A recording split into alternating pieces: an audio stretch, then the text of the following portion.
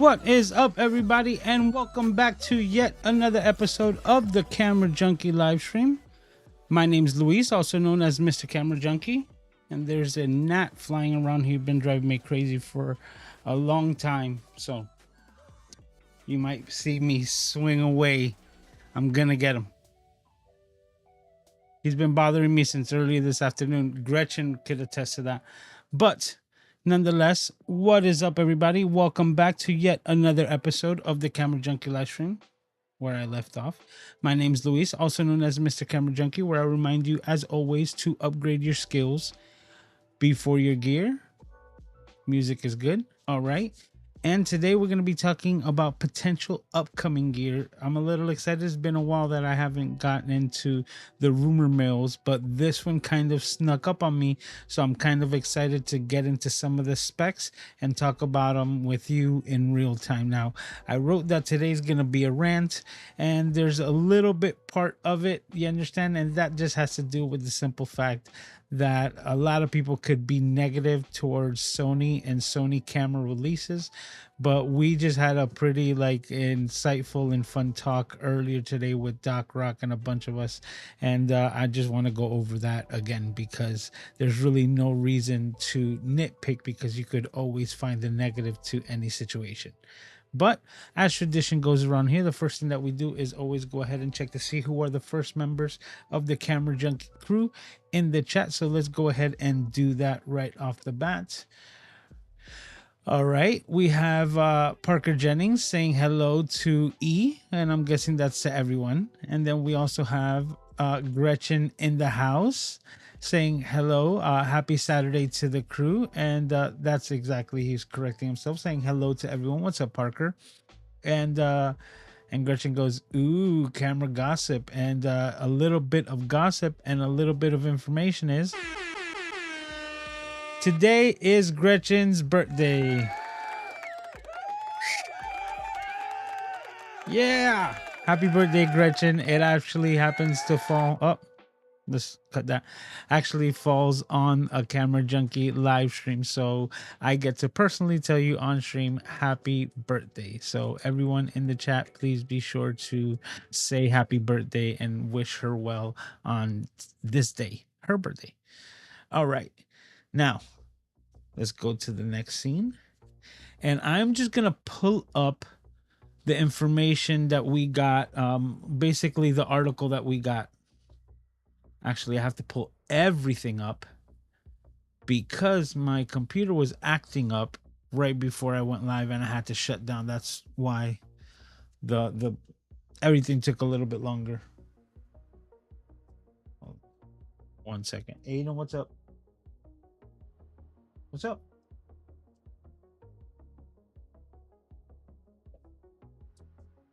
Let me make sure he has snacks.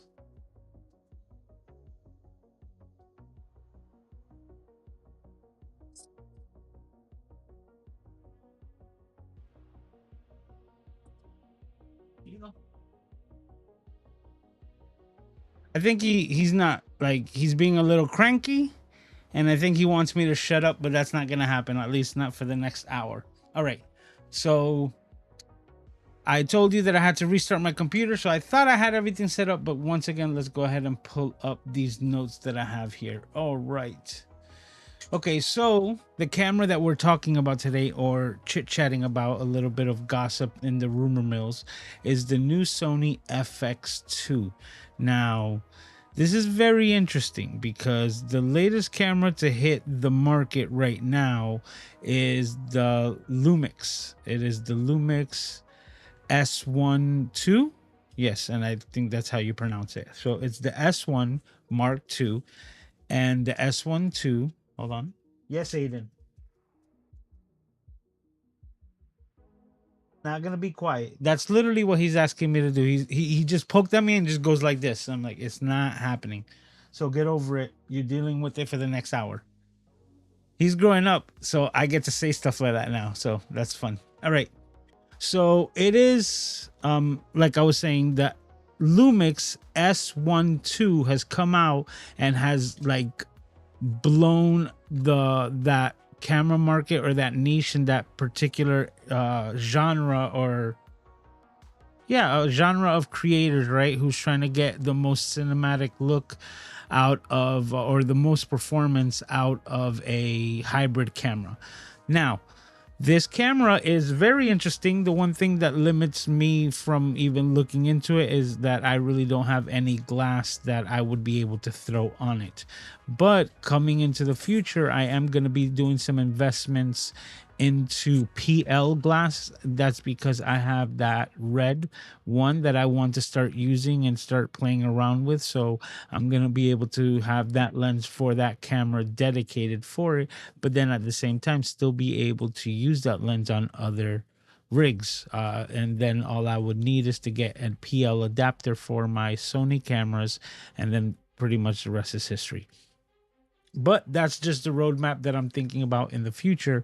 But right now, everybody's having a lot of fun exactly using that S1 II in that same manner, exactly the same way, by throwing some, cinema lenses on it. And it has like 4K 60, 10-bit, and with open gate. And it has like, it feels like a limitless camera. Now, there are some, setbacks because it can't do everything. I believe it's not the best in photography, but that's where they have other cameras to place that.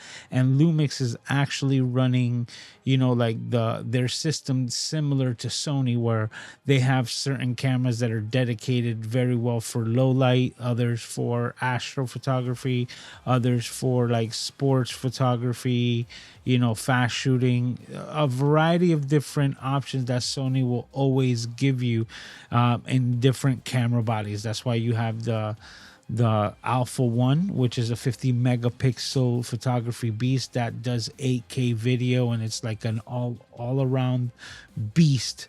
But then if you really need like extremely fast, like high resolution photography, then they will throw you into like the A9, and the Mark III is the one that's available right now that shoots over 120 frames of still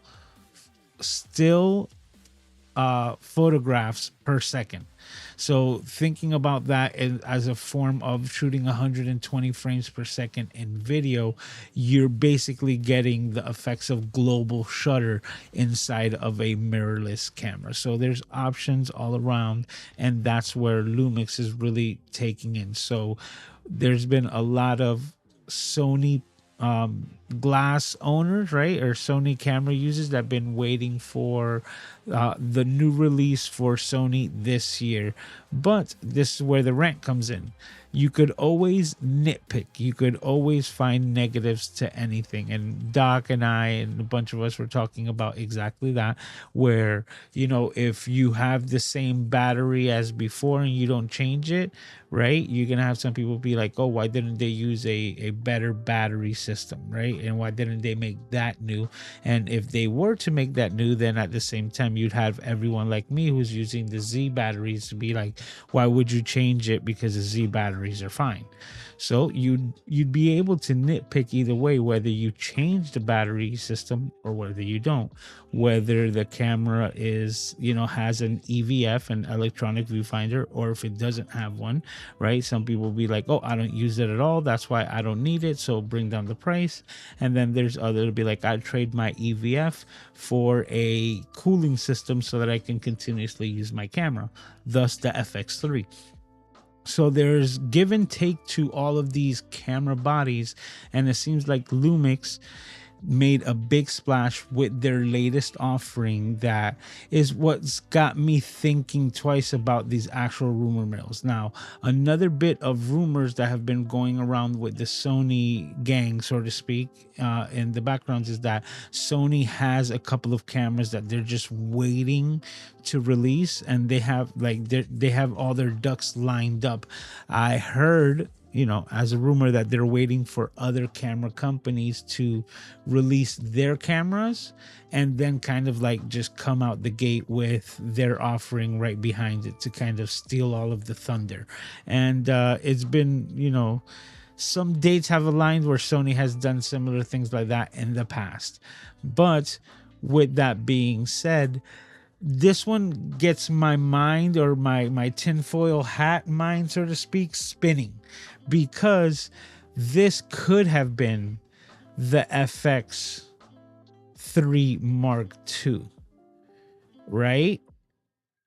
But I think because of it lacking a couple of areas, and that's if it is lacking at all, right? That they might have, decided to change the name to the FX2, which is what has been rumored to come out. So now the FX2 is the new camera that Sony is to be released, not the FX3 Mark II, but the FX2. And now let's go ahead and get into some of the specs that it says that it might be coming out with. Now, Sony FX2 is sort of a Sony FX3, and it says that this camera is going to have an integrated EVF. If you prefer the Sony a7 II in an FX camera style, which I think encompasses the same train of thought that I have, because I own the Sony a7C Mark II. So I do believe that if you were to think of this little bad boy here in a body style more like the FX over here with the integrated fan, right? Then that's what you're going to be getting. But the simple fact that this says that it also has an integrated EVF, electronic viewfinder, leads me more to believe that it is exactly more or less this camera right here with the EVF. Now, they said that they have a new feature, which is rumored that the EVF might be able to be moved, right? Which it might have a hinge, but that's all speculation.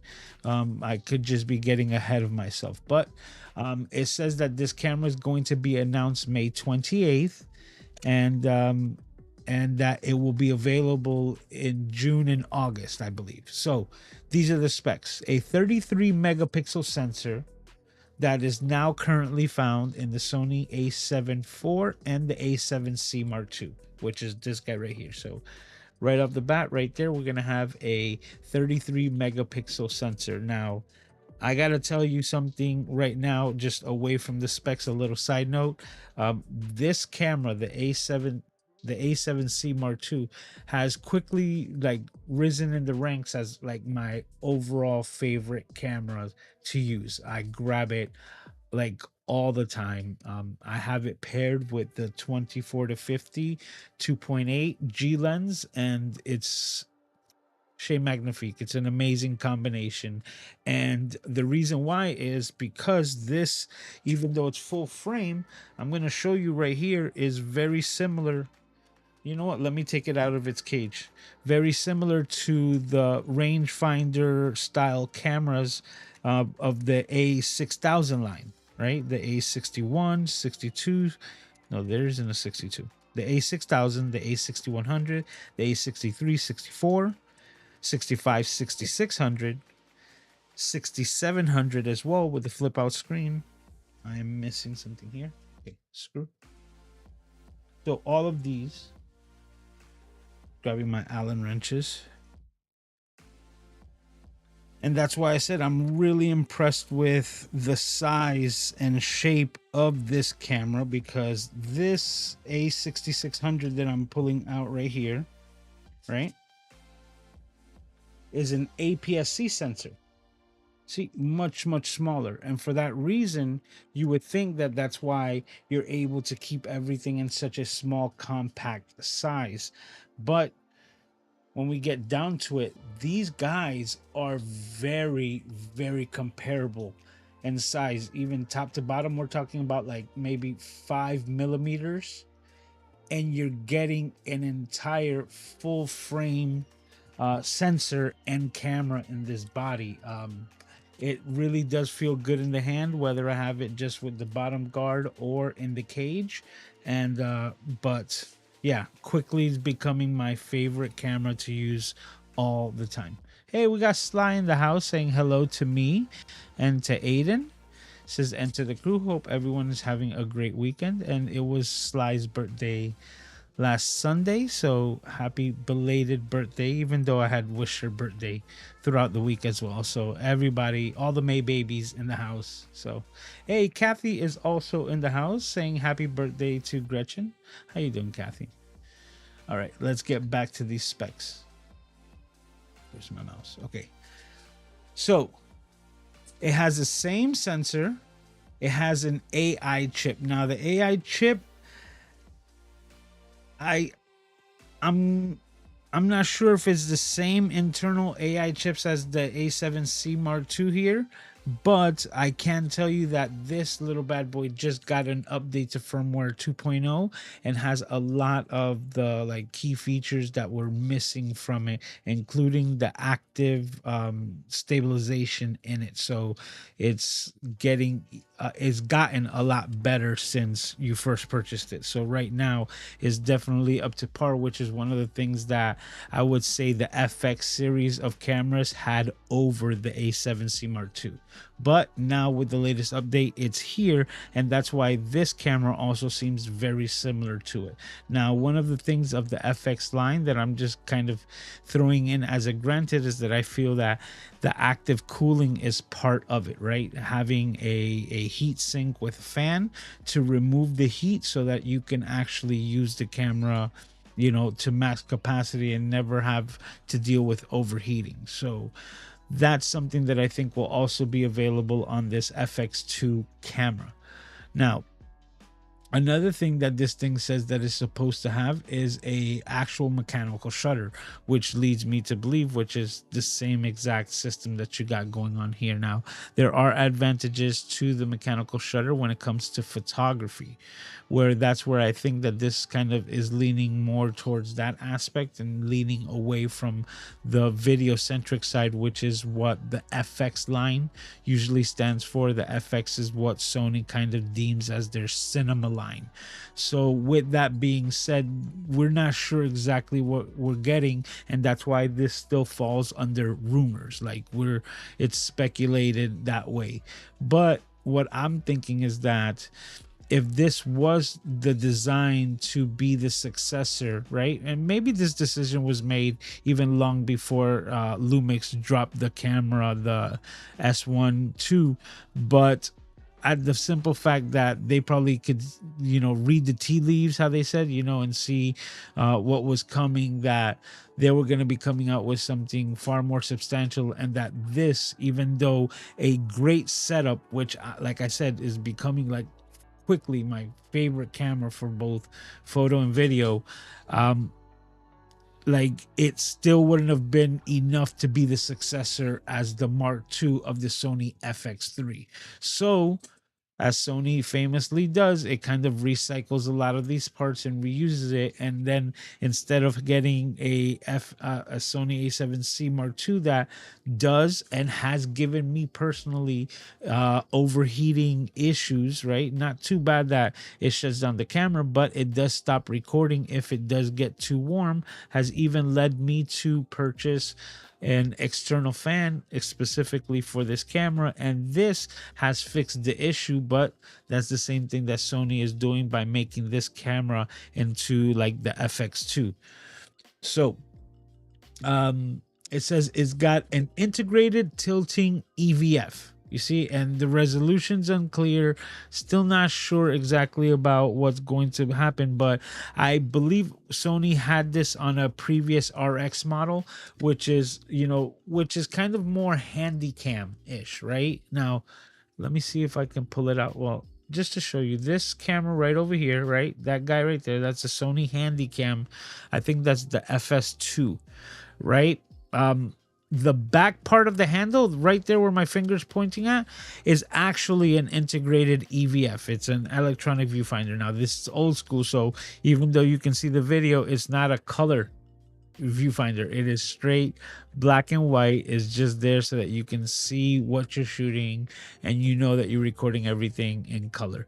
But that's the Handycam that will give you like that side mounted handle, and then at the same time give you the EVF on the back and that EVF tilts down if you wanted to use it more like on a tripod, and instead of actually having to duck down like this to actually get eye level, the viewfinder would actually tilt up to give you that ease of access. So that's where I think that this is coming from, and that's probably what we're going to see when it comes to this integrated tilting EVF. Now it says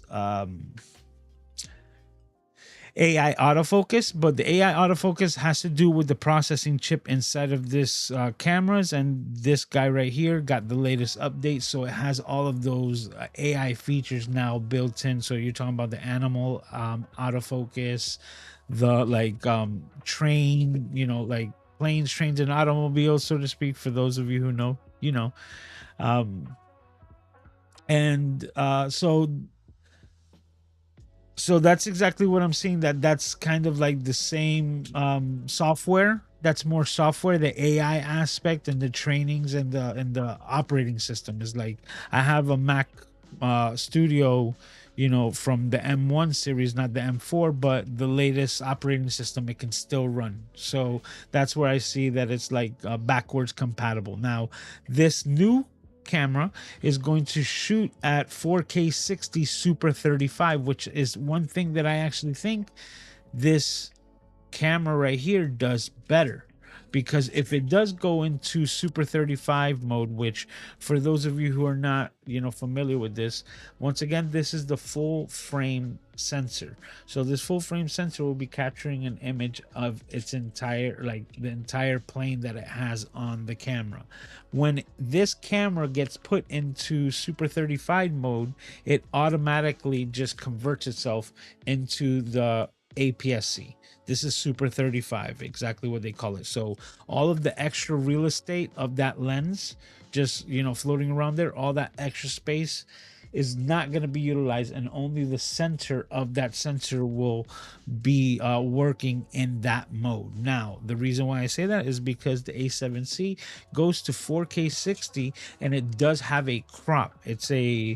And it's not too bad. I honestly tell you, I think it's a 1.1 crop, and I was just running some tests on it myself. So it's not Super 35 where you're gonna be jumping, from, like and having to do all of the math in your head with the crop sensor, crop factor multiplication.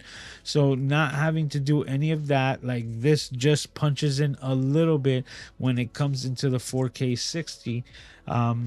And like I said, with this cooling fan, I haven't really had any issues with it overheating after the fact. Hey, David is in the house. He's also wishing Gretchen a happy birthday.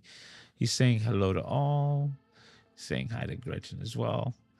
What's up, David? How you doing, bro?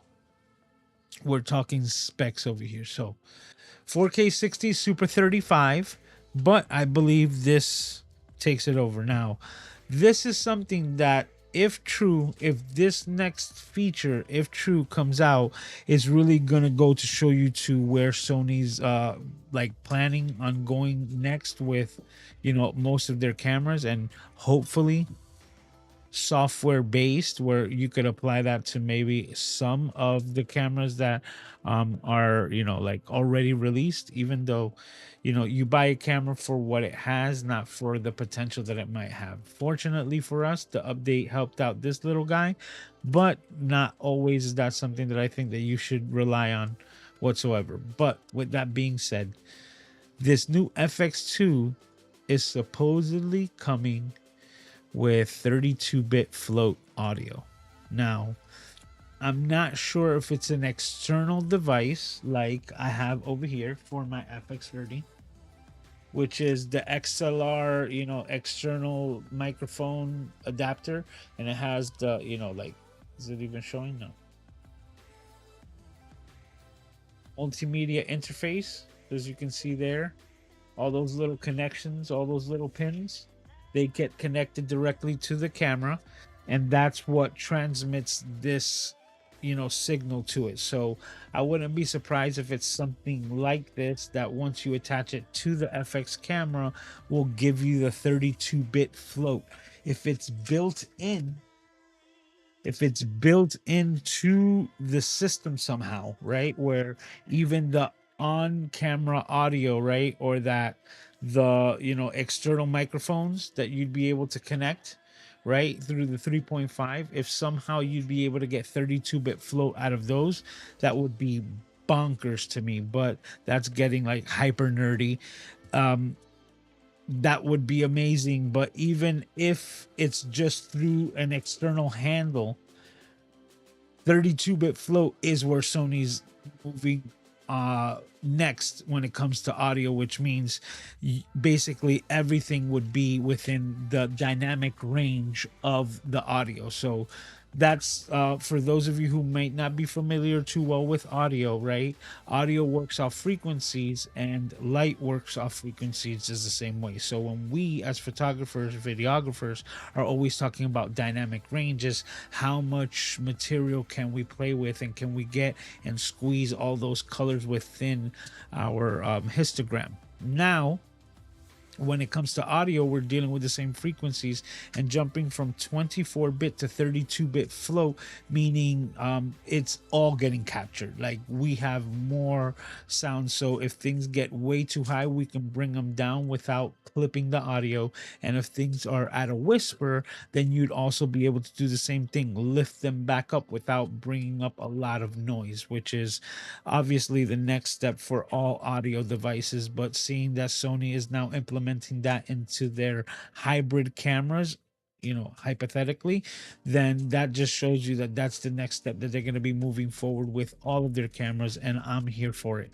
So I'm really excited to be able to take that 32-bit flow and have it in sync with my files so that I'd be able to get the highest quality audio and yet not having to create an entire completely separate workflow, because it will be part of the same file that gets recorded into the memory card. So that's going to be like exciting. So that's cool. Whether for this, for the next camera, the FX6s and all the Sony cameras coming in the future, 32-bit flow, I'm here for it. So the next thing is that it says the body is going to be thicker than the FX3, which is very interesting, but I don't doubt it because of how chunky this guy is right here. And I'm just comparing it to my FX30, but the FX30 is the same chunky level, right?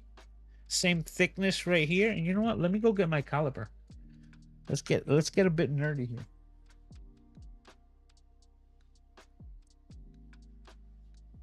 All right. Big digital display caliper. And front to back, my FX30 or the FX3, we're looking at 52 millimeters front to back, which, yeah, that's pretty chunk.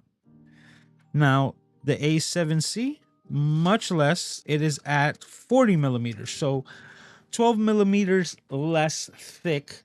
But once again, I said I bought this fan, right? So once I take this fan and I attach it to that bad boy, now measuring this guy,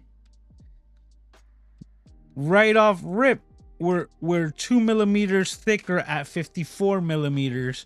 And if we were to add an LCD fan that's gonna go on top of it, right, which is gonna add another 8 millimeters, we're looking at 60 millimeter chunk boy on this new FX2 hypothetically. So I would say anywhere within the range of 54 to 60 millimeters thick, we're going to be seeing this guy. But I can't tell you that this little Iceman pack fan on this camera allows this camera to just run indefinitely. So I don't see how Sony would, be dropping the ball on this anytime soon. Now, it says cooled FX body, active ventilation, which is exactly what we were just talking about. So that's why the body would be thicker than the FX3. And says same parts and storage as the Oh, wait, I read that wrong. Same ports and storage of the FX3, which is, let's give it up. That is an official upgrade because of the simple fact that the one flaw that I would say to this little beautiful camera is that it still uses the micro HDMI port. Now, the FX30, the FX3 has a beautiful full size HDMI port found right here on the side. And that, I can't tell you, makes all the difference. On a simple rig like this, I can take my port keys, you know, HD52, right? Did I say that? No, PT52, sorry, not HD, but PT52 HD monitor, and just simply connect my, you know, Condor Blue HDMI to HDMI connection, and simply throw this on the side.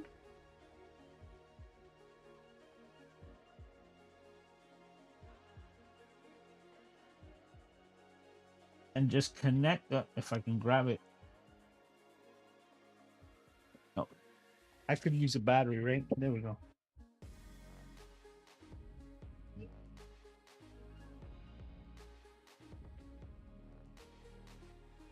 And that's how easy it is to get.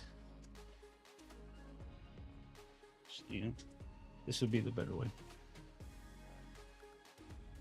Oh, let's get some light on there.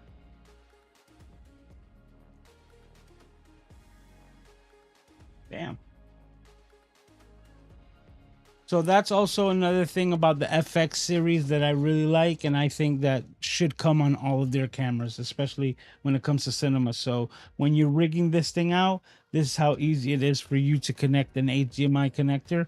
Plus, the robustness of a full-size HDMI allows it to last longer, because that's one of the biggest flaws of this micro HDMI, is that you get a lot of play on it from just connecting, disconnecting, and when you do that enough, then you have a probability of the weight of the HDMI cable actually snapping the internals, breaking the connections on the inside, giving you a repair, or just neglecting your HDMI external port altogether, which is usually what happens with, you know, most Sony users. But that's why the full size HDMI is highly appreciated on all of the FX cameras. And this is the crazy part. This is priced to come out for around $3,500, which is roughly around the same price that you can find the FX3, if you can find the FX3, because that thing is still just sold out everywhere. Now, $3,500, if that's the price, is, you know, I says it's in line, right, with what you're getting. Full frame, you know, 4K 60 Super 35, FX camera body, but really, and you know, breaking it down, not the successor that I think would accredit, you know, like all of the fame and hype that the FX3 gets even till today. That's a 12 megapixel monster, like I was saying, that they can't even keep on the shelves, right? Some of the negativity that Sony's been receiving recently is because they quietly released a new camera called the Sony FX3A. Now, if you haven't heard about it, is because they really didn't change anything whatsoever. This was an email release.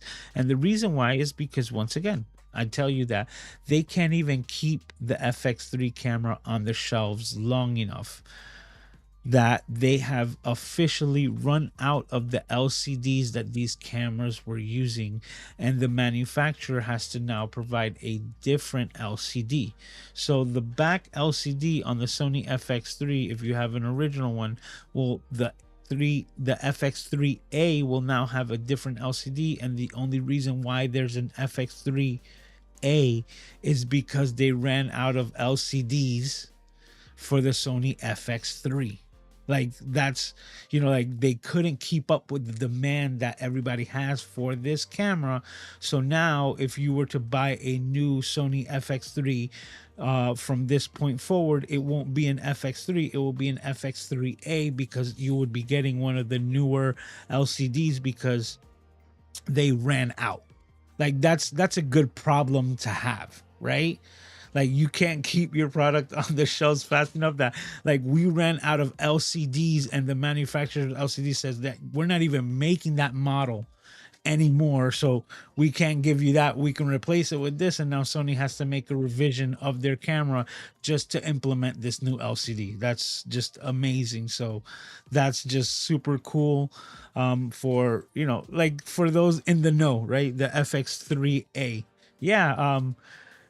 Oh, Chico Juanito too says FX3A with a question mark. Yeah, bro. If you didn't know, like check it out. It's available, but like I said, it's simply just a email release that Sony came out with, because there's really nothing changing to the camera except like we are forced to change the LCD. If we didn't have to, because we can still provide that same LCD, then it would have been business as usual. But because of it, they had to make that adjustment. So it's like I said, a really good problem to have. Where did I lost my mouse. Okay, there it is. When you have so many screens running around here, it's easy to lose your mouse. So yeah, it's priced around $3,500, which I think is kind of one of its biggest negatives, the Sony FX2, because of the simple reason that I've been mentioning to you this entire time how much or how many similarities it has to the Sony A7C Mark II. Now, this fan cost me about $40-50, right? And well worth the investment. I've turned this on and it's like an AC unit. But now that I have that, right, saying $50, if I am correct, and you know what? I'm not going to put my foot in my mouth. I'm just going to Google it real quick. If I am correct,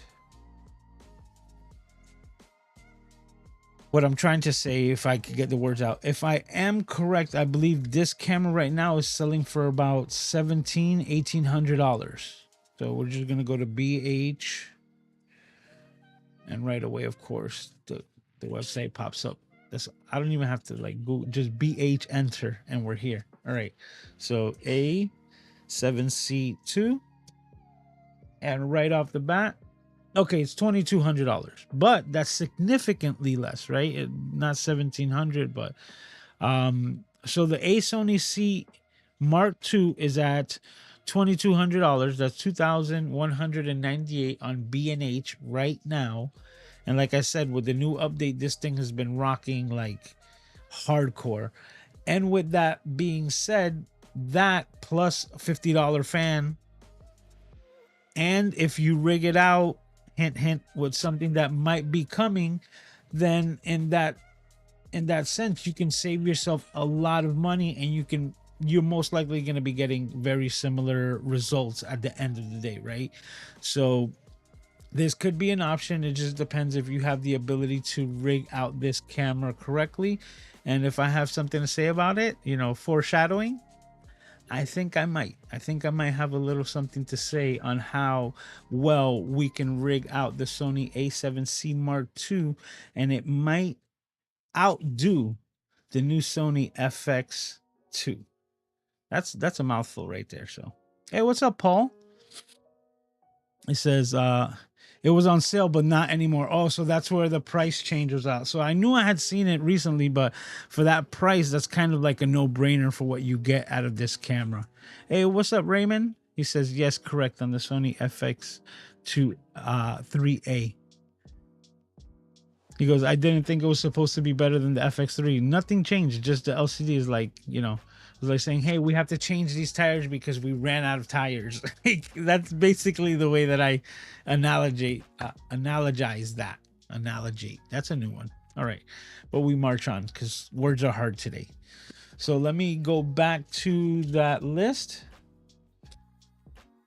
And I think I covered everything so far. Oh, let's move this out of the way so I can see. Yep, $3,500, and supposed to be announced May 28th. So it is the first Sony full frame E-mount camera that's to be announced this year, and I'm excited to see what comes out, because regardless of what it is, right, it's gonna be a new offering. Some people are gonna want to pick it up for just the hype, and I gotta be honest with you, I take nothing away from the FX3. It's one of the cameras that I'm looking for to be my next camera that I pick up, and that has a lot to do with how much I love the image that I'm getting out of the full frame out of this A7C Mark II, and my just admiration for my FX30, which is like the baby, and how many different ways I've rigged this guy up, and like form factor and everything about this one is just amazing. So, to being able to get that camera was just kind of my natural path to get the full frame version of the FX30.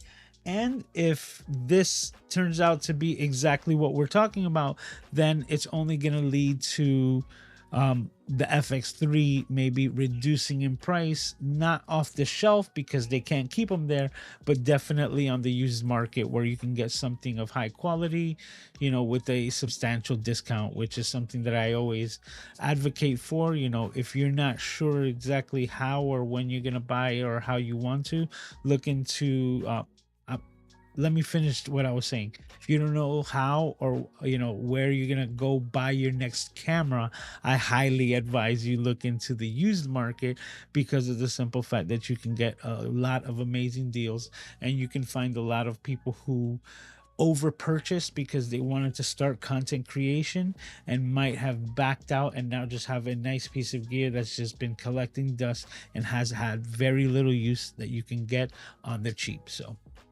Larry D. Williams II says, "What's the FX2 about?" And I can't find anything on it. Well, this is straight rumored, so this isn't officially announced. That's why. So it's to be announced May 28th, and this is just like getting a little bit of information on the know before it actually hits it. So I had mentioned that before.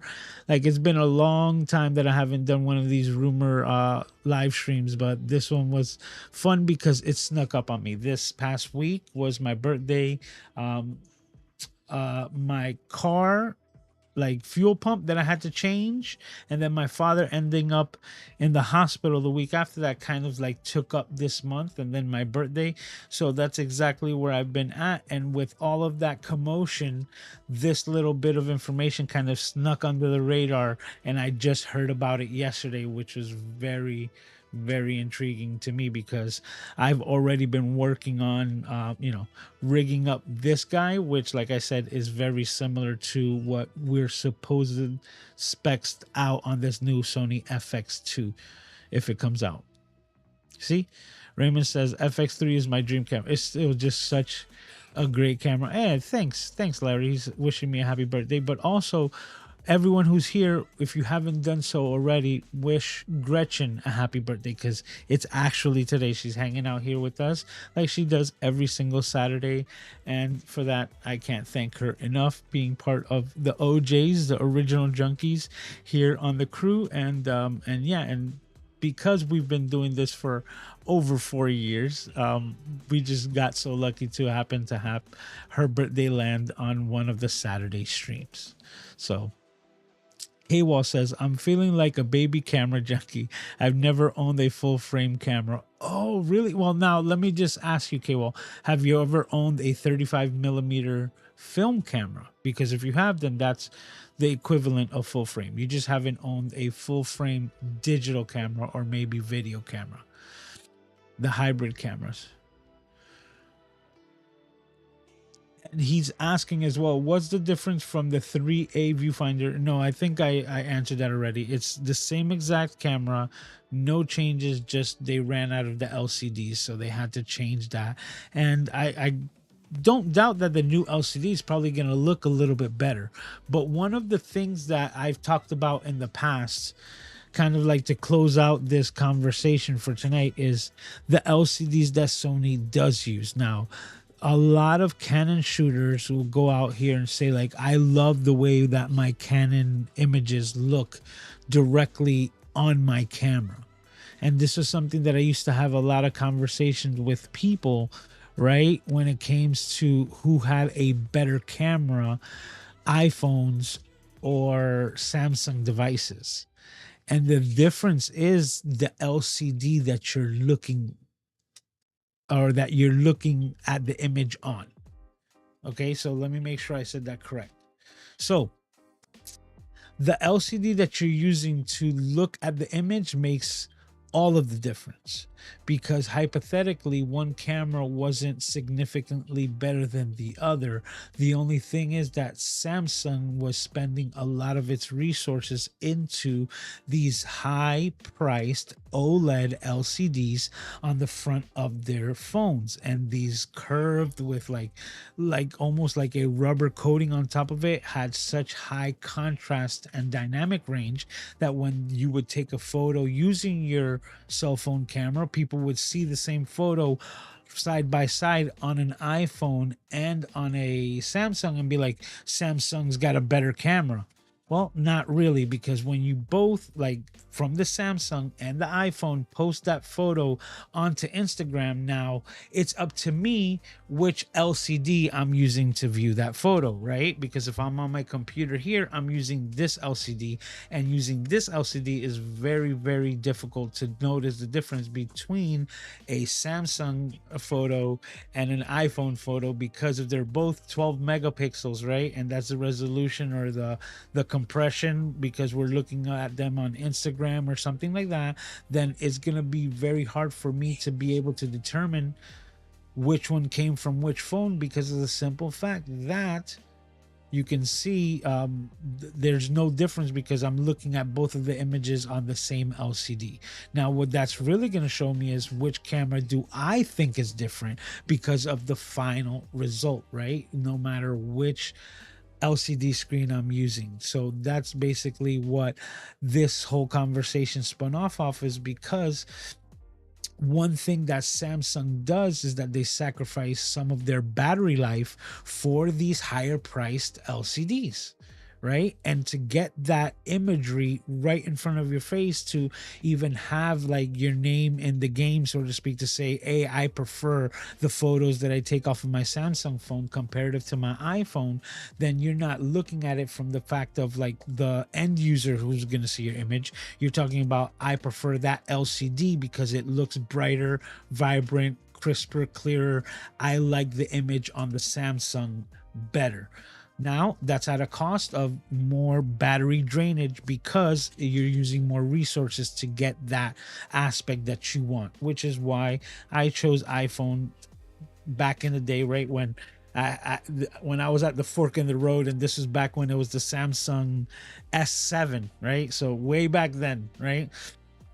I was like, I either need to go Samsung or iPhone, and I recognized the difference. And I was like, I'm gonna go with iPhone because of the battery life. And that's one thing that iPhone does dedicate most of their like branding and kind of like marketing behind, right? That we have the longest lasting batteries. Well, one of the things that they did to get the longest lasting batteries was like having fixed refresh rates and having less like vibrant LCDs. Well, I feel that Sony has done the same exact thing for years. They haven't had the highest, most vibrant LCDs that a lot of other companies or users of these cameras will constantly say, like, I prefer the way that the image looks on the back of my Canon. Oh, I like my Lumix and I like my this.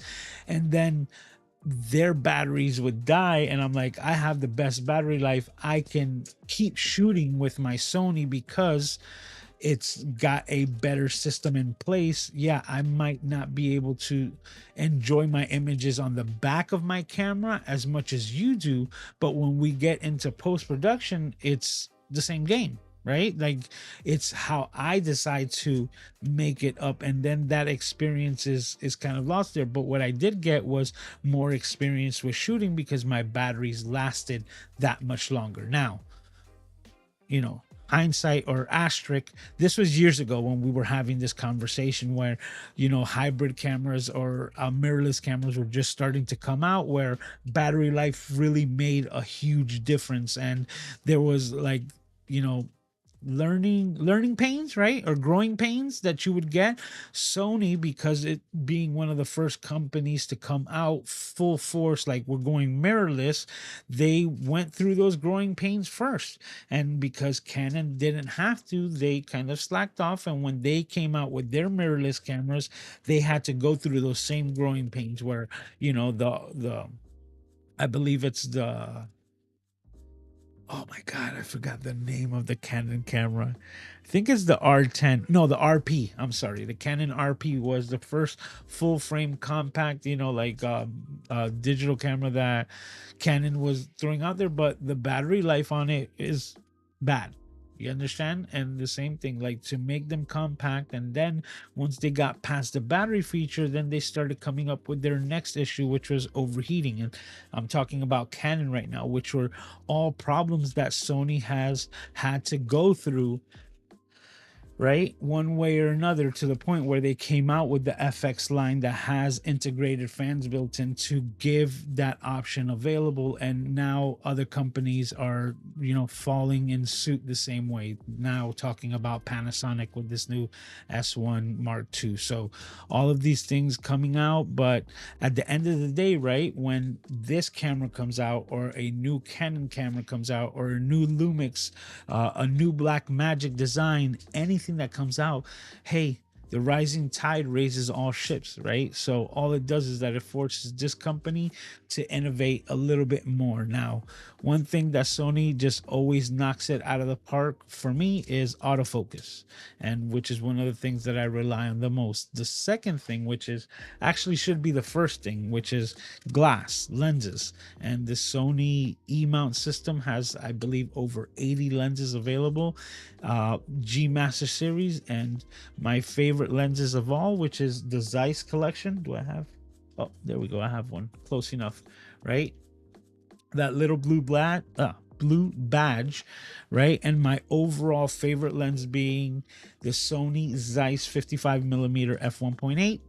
I can throw that on anything. I can live as that being my only lens for the rest of life, so to speak, because of the simple fact that I can use it as a 50 millimeter on a full frame, but then use it as an 85 on APS-C, and I'll be a happy camper, right? Like, so that's kind of the way that I see it. So glass always should lead the way when it comes to your cameras. I always say glass before ass, because optics are always more important than the camera bodies. But when new innovation comes out, we all win. So anything that Sony comes out with, all the Canon shooters should be happy, because saying Canon is now going to have to step it up that one extra step to kind of keep pace with this, and take the next move into the research and development and into innovation. So we all win when it comes to that. I'm really excited about this camera and the rumors for it to come out, but I can't wait till it's official so that we can see exactly what we're messing with. Now, the A6700, right, still in the A6000 line, came out with a flip out screen, right? And I was waiting for that announcement, because as soon as they came out with that A6700 and the flip out screen, I went out and purchased my A6600 with the flip up screen. Hashtag team flip up, because I absolutely love this setup when it comes to photography and video. I think this just a setup where it was maybe before its time, because it wasn't appreciated as much as I do. But in the same way, I do see the benefits of a flip out screen. The negatives of a flip out screen is that it's out here in the elements all by itself, and a small drop or even a fall within your own vehicle could render this LCD completely useless, which is not good, which is why I love the A6600, 6400, 66, 65, 64, 63, 61, and 6000 series of cameras, because of this flip up screen. And seeming that they weren't going to make any more, I went and grabbed this one because it's going to be the last of its kind, and it was the best version of this form factor. So absolutely love it.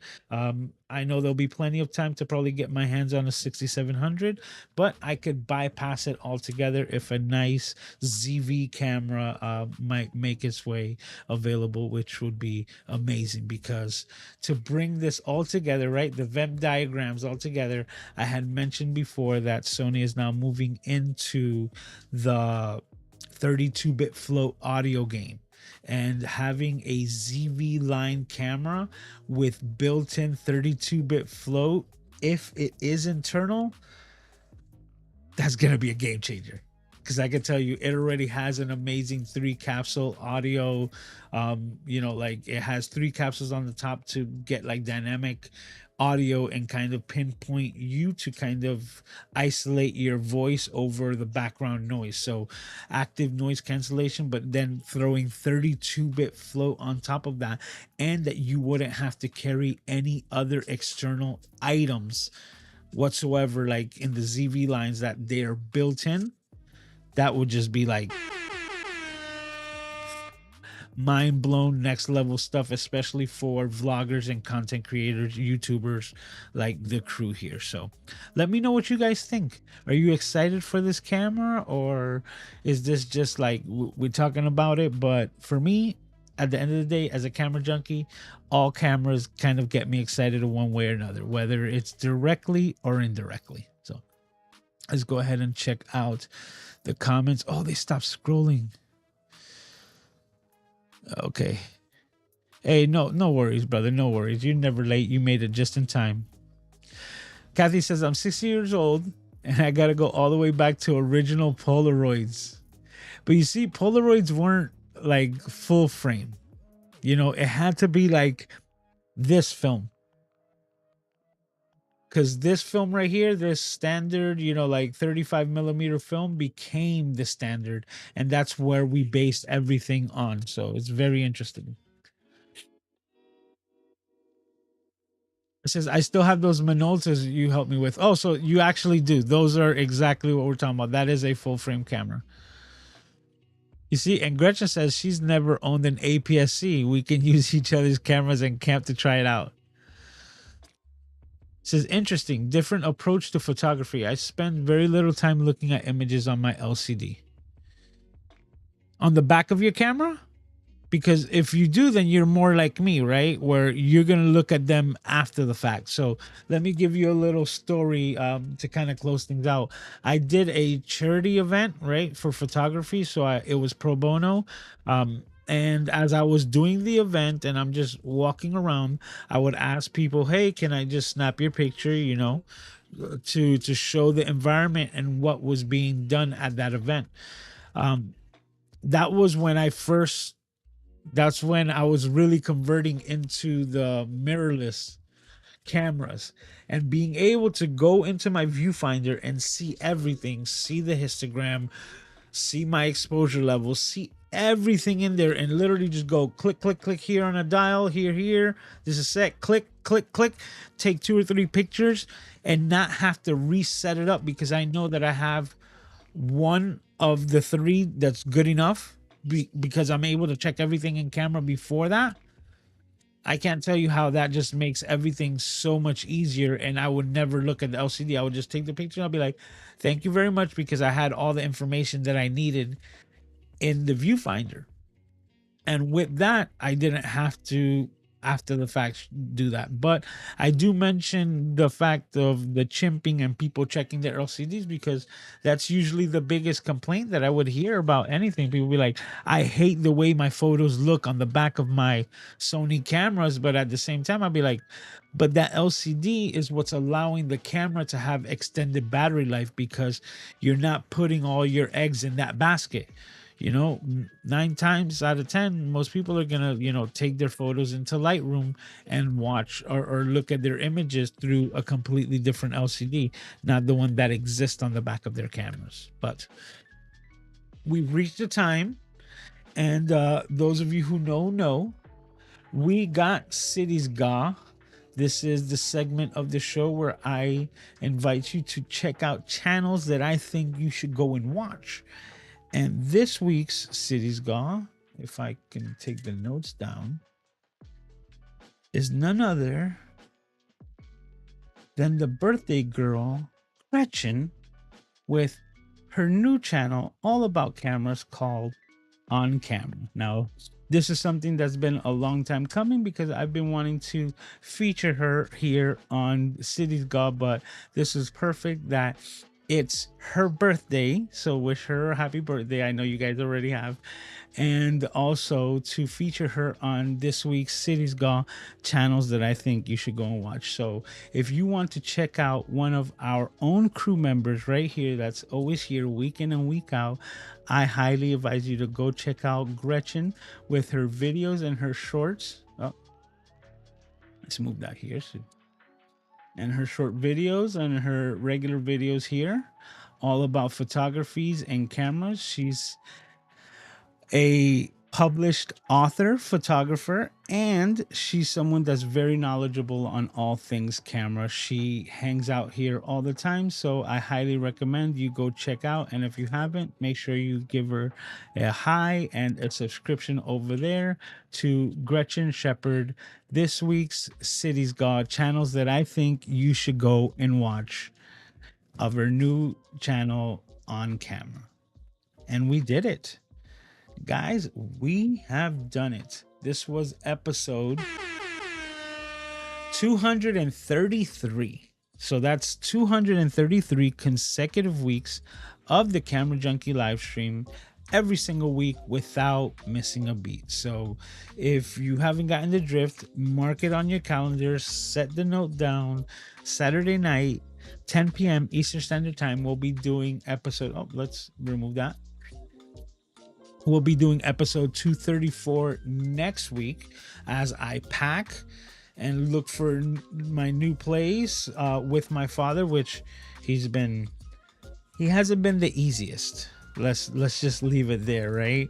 But I love him nonetheless, and I'm looking forward to spending more time with him as we do this new venture of just living together, which I'm sacrificing so much of my peace. But throughout all of this, we're gonna keep this going. So 233 episodes, that's well over 4 years.